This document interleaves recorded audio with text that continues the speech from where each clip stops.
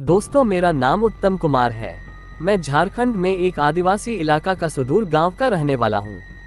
ये जो घटना का मैं जिक्र करने जा रहा हूं वो साल 2009 का है। उस समय मेरे गांव तक बिजली नहीं पहुंची थी।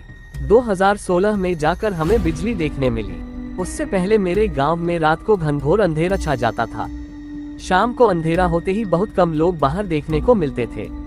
मेरा गांव थोड़ा नक्सली इलाके में भी आता है, इसलिए भी लोग शाम होते ही घर में घुस जाते थे। घटना बरसात के दिनों की है।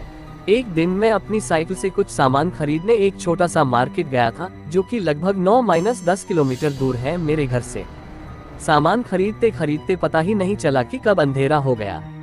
अंधेरा होते ही बारिश भी शुरू हो गया।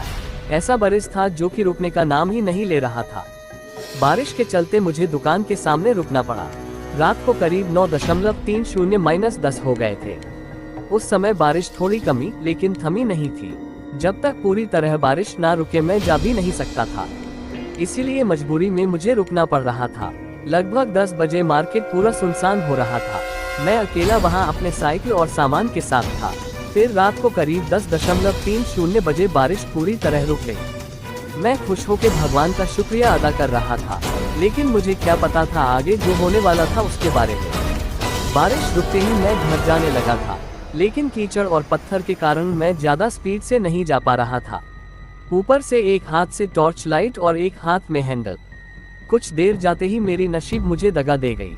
लगभग 1-2 किलोमीटर के बाद मेरी साइकिल का टायर फट गया।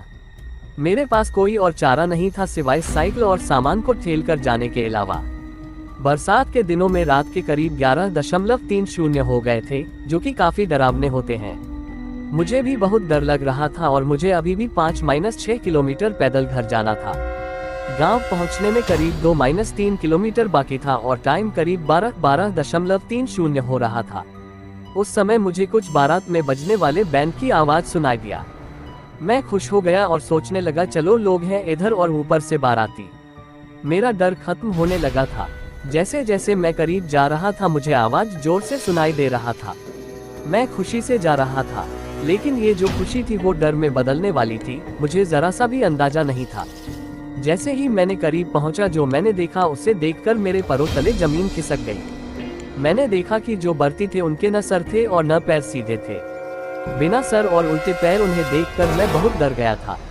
मैं इतना डर गया कि मैंने साइकिल और सामान छोड़ के जोर से अपने गांव तरफ भागने लगा।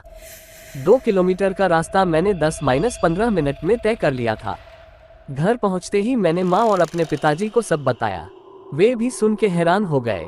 उन्होंने साइकिल और सामान के बारे में पूछा तो मैंने बताया कि मैंने डर के मारे सब छोड़ छाड़ के भागा है। फिर हमने तय किया कि सुबह जल्दी जाके देखेंगे, अगर नसीब अच्छा हुआ तो सामान और साइकिल दोनों मिल जाएंगे। फिर मैं और पिताजी दोनों सुबह सुबह गए उस जगह जहां मैंने सामान और साइकिल छोड़ के भागा था। वहां जाके देखे तो साइकिल और बिखरी हुई सामान हमें मिले। फिर पिताजी ने पूछा कहाँ तुमने वो बिना सर और उल्टे पैर वाले भूतों को देखा था। मैं वहां पर उनको ले गया तो वहां पर हमें कुछ बड़े बड़े पैरों के निशान मिले। फिर हम लोग साइकिल को लेके घर आ गए। उस रात मेरी नसीब अच्छी थी कि मैं बच गया। उस भयानक रात को मैं कभी नहीं भूल पाऊंगा। ये थी मेरी डरावनी भूतों की कहानी। आशा करता हूँ कि आपको पढ़ के मजा आया होगा।